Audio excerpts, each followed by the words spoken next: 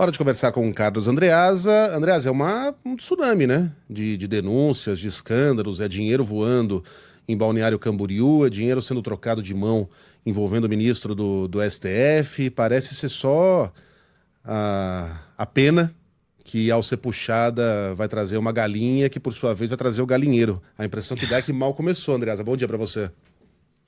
Bom dia, Megali. Bom dia, meus amores. É aquilo que eu tenho falado aqui.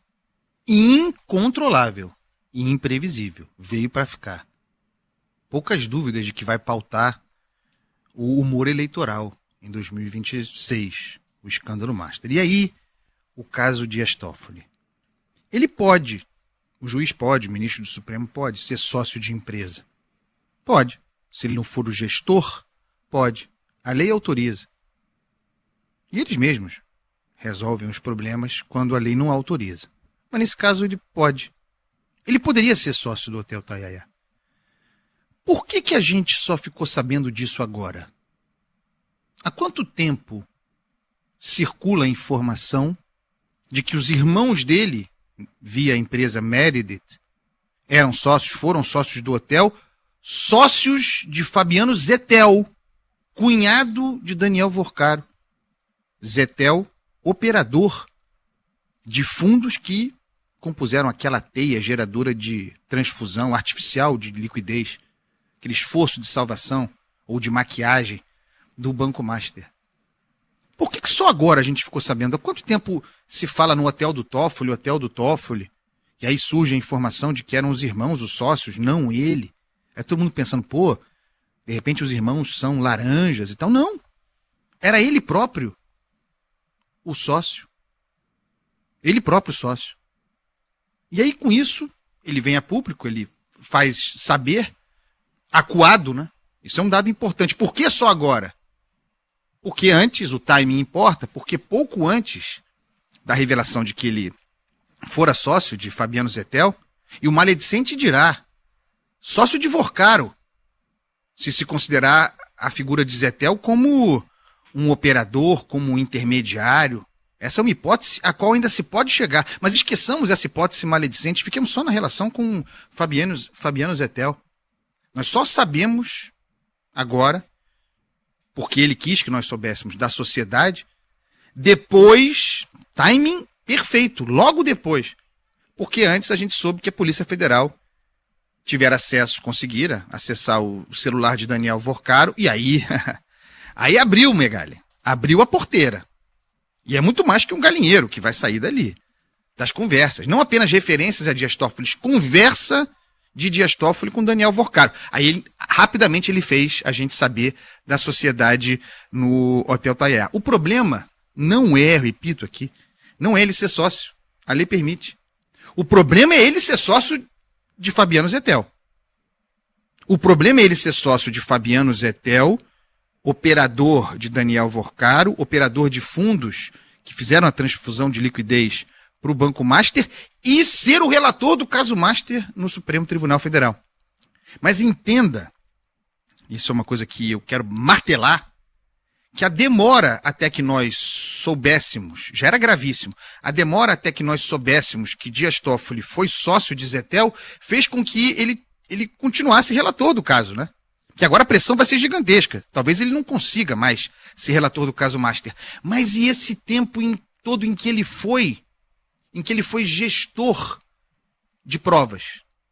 Em que ele, inclusive, fez aquelas gestões bizarras com a Polícia Federal sobre a custódia do material, sobre quem ficaria, sobre quem poderia periciar. Já era grave antes. Qual a gravidade agora?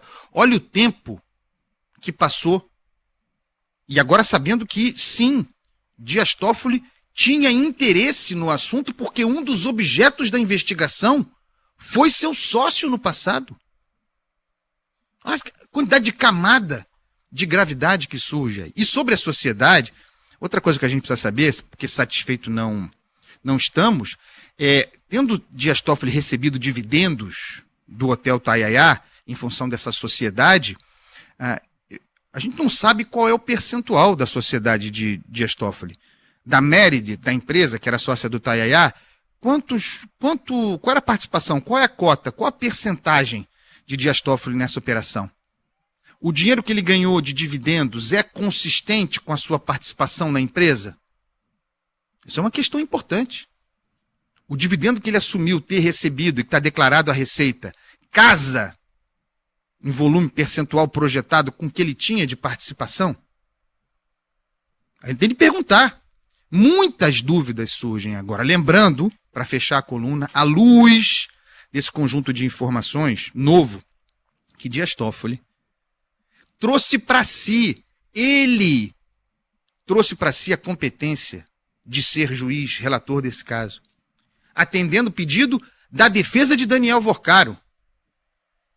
Esse, cujo seu sócio, na melhor hipótese para ele, cujo seu sócio, Fabiano Zettel, ajudava, para quem operava. Trouxe para si, deitou sigilo absoluto sobre o troço, tentou criar suspeição contra a Polícia Federal, nesse caso.